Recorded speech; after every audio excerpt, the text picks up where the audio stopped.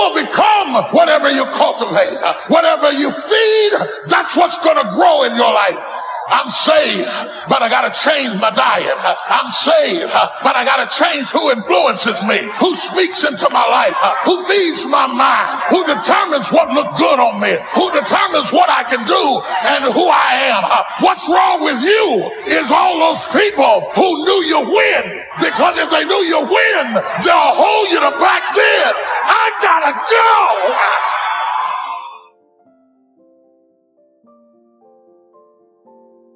Many people give up on the 1-yard line. See, life is not just that simple. It's not that cut and dry. And that's why most people never realize their personal greatness, because they're casual about life. And when you're casual about life, you will end up a casualty. You can't get out of something that you're not willing to put into it. You have to put your everything, your mind, your energy, your effort, your discipline. Nothing is going to jump out the fire if you don't throw something in there. It's not going to happen. It's a commitment. It's not a feeling. You do it because you're supposed to.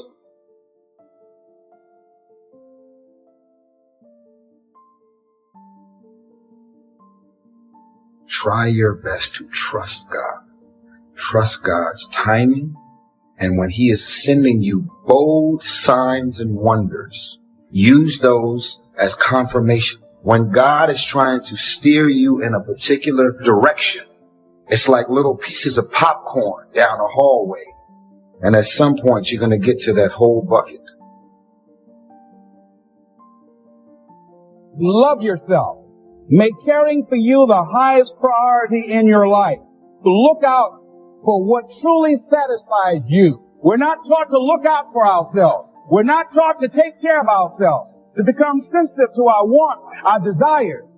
So make a conscious effort. Make you number one priority. Your health is more important than your family and any and everybody. Because if you don't have your health, you can't serve anybody. Don't neglect yourself.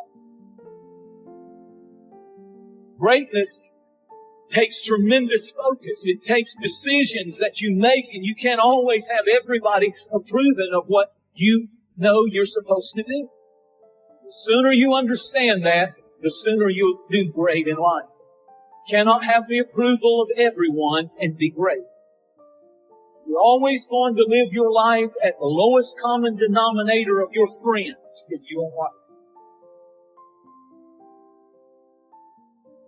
When you receive the message, when you receive the confirmations that these people that are around you are sucking you dry.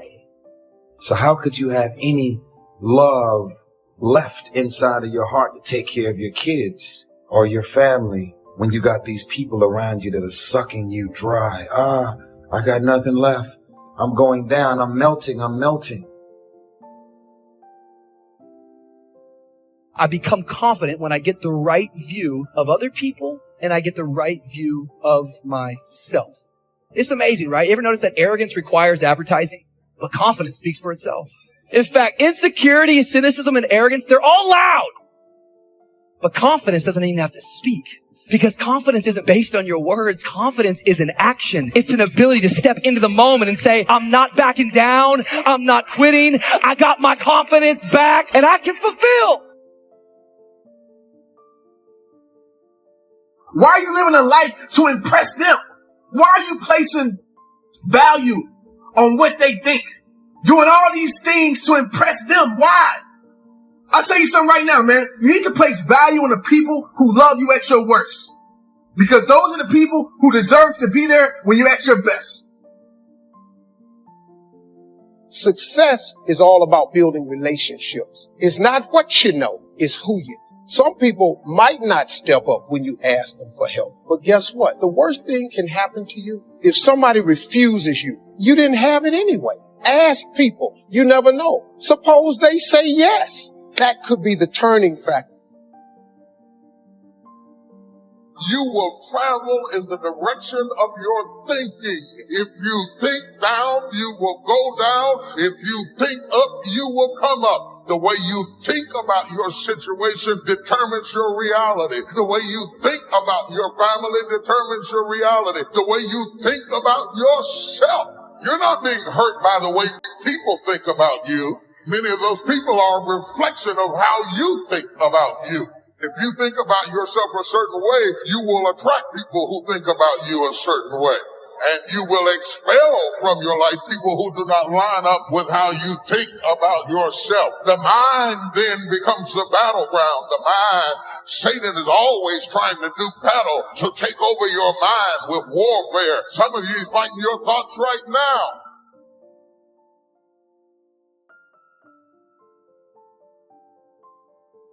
Despise not the day of small beginnings. And so many people say, when I get a big break, when a big door opens, when somebody notices me. But that is not the key to success. The key to success is to start where you are. Right where you are. Not when things get better, but start where you are. The only thing worse than one who is inconsistent in applying their self-imposed disciplines is one who has never considered the need or the value of discipline at all, changing loyalties and shifting frequently from one commitment to another, leaving behind a trail of broken friendships and unfulfilled promises, all because of a discipline that was either non-existent or imposed so infrequently that it was ineffective. Most of us worried about suffering. We're afraid of it. When we're suffering and sacrificing, we wonder whether it's worth it. We wonder whether sacrifice or setbacks or suffering is a sign it's not our real dream. See, at the gym, you never think, oh, I'm going through some pain and discomfort. This must be a sign I shouldn't be at the gym. You'd never think that. You have to break it down, suffer and sacrifice for it to grow. When you need motivation yourself, don't look for someone to scream and yell. Don't look for someone else to give you motivation. Look at yourself and remind yourself why you are doing what you are doing. This temporary pain, this fight, this is what will make you stronger. That's the key word, discipline, self-discipline. Consistent self-discipline. It doesn't really matter how smart you are or how much you know if you don't use it. Better than knowledge is applied knowledge. And once we've applied our knowledge, we must study the results of that process. Get the clutter out. Start letting some of this junk go to make some room for something else. Do that with people. There's some people who's cluttering up your life. They're just holding and occupying the space that somebody useful, positive could be holding that space. You don't even have time to look to see what else is out there because you all have all of these people surrounding you that's not enabling you to grow. Some of you tonight, you've experienced someone failing you. Maybe your mom was never there. Maybe it was a boyfriend who promised you the world but took off. Before you know it, what happens is these failures are holding us back from getting into our future. And these bad relationships are blinding us from all of the good potential relationships.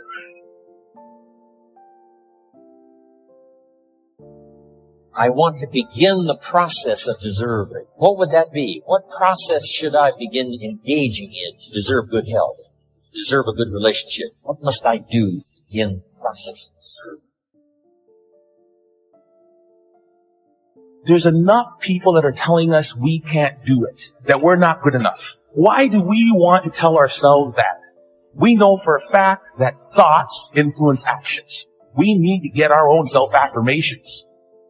There need to be quiet moments in your bedroom, quiet moments when you're brushing your teeth, that we need to reaffirm, I am the captain of my ship and the master of my fate. It is your values. It is your ethics. It is how you make choices that gets you promoted. It is not your strength. It is not your talent. It is not how you fight. It is not how you draw. It is not your intellectualism. It is your values. So that when you are backed up against the wall and you have to make a decision, true leadership is how you make decisions in the moment. What do you care the most about? Being seen or being connected?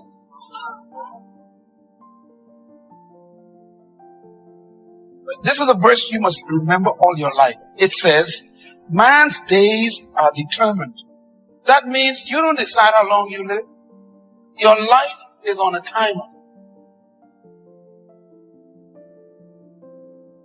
Extreme environments will turn you into a different creature.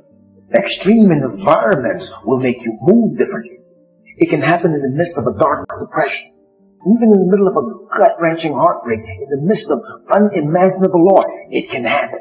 My question to you is, what's about to change inside of you that's going to make people think you can defy gravity?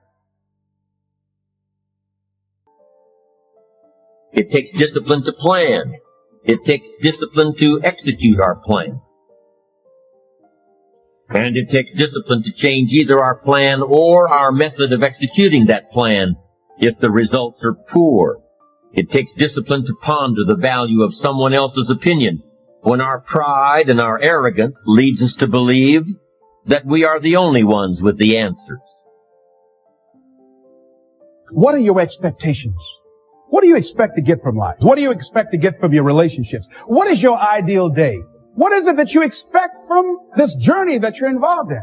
People that have a strong sense of self-approval, they have high expectations for themselves and from others. I must be great. I'm pretty. I must be great. I have this. Validation that comes from stuff is never God. I'm really rubbing the grain. Y'all with me? Are you still with me? You can't wear a watch until who made it? You step on the runway. What are you wearing? You got everybody's name on you but your own. So no one is better or less when it comes to time and change. You become what you are by how you use your 24. You have no idea how strong you are. You're not in this thing, life, by yourself. But one of the things that I know about this thing called life, recognize what had happened, the role that I played in it, I had to keep it moving. Got to keep it moving. Each of us must live off the fruit of his thoughts in the future, because what you think today and tomorrow, next month and next year, will mold your life and determine your future. You're guided by your mind. You have built-in greatness. You have built-in power to handle whatever life throws at you. And life is going to be throwing a lot of stuff. Nobody's going to be spared. That's why Viktor Frankl called it unavoidable suffering. But suffering is a choice, because you can suffer or you can choose to do whatever you need to do, overcome whatever you are stuck in right now. Never underestimate the power of influence and associations, and never underestimate the power of your own consistent self-discipline. Sleep late, show up late. Waiting is always easier than acting. Imagine what life would be like if we didn't have to make our bed in the morning. Wouldn't it be fascinating if we didn't have to do these things? What do you suppose would become of us? You're right, not much. One of the great distractions of chasing our dreams is this thing that goes off in our head as we're negotiating the price we're paying. Is it getting too high? Is it too much? And you'll have people in your ear, it's too big a sacrifice. You're going through too much. It distracts all your focus. You can't be executing and negotiating simultaneously. So negotiate it now. Negotiate it with me now. What are you willing to pay? For me, when I'm after something big, as long as it's legal, ethical, and moral, I'll sacrifice everything else. Greatness is not income.